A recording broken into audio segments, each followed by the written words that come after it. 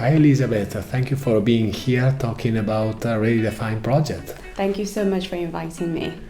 The first thing I'd like to know is about the problems, the challenges that you had in doing your work in delivering the Self-Help Plus intervention. Of course. Well, the biggest challenge we had was definitely the cultural diversity.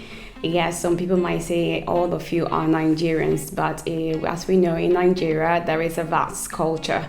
And some of the participants, actually, we had to win over their confidence. And also because even if in Africa, we tend to live in communities, I would say that we did such initiatives, like the initiatives such as Project Redefine are not common. They are not supported, and most of the times they are not understood. Another challenge we had was that of the organization. We had to be very flexible in our time because some of our participants, of course, had other they had other commitments. Some of them were workers, others were scholars, so we needed to find a time in which most of them could actually come for the sessions.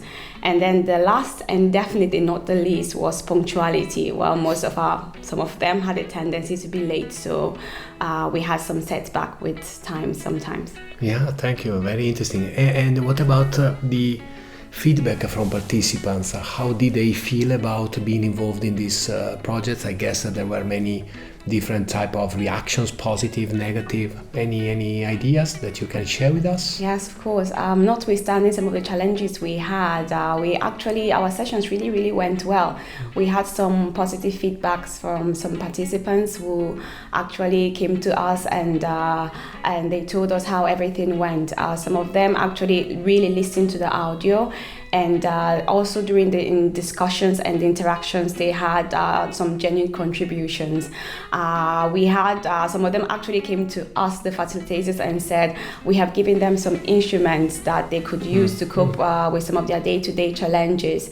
And we also realized that the limited number of people we had in the group also helped because they felt at ease, they could talk to each other, and they could also explain some of the challenges that they had.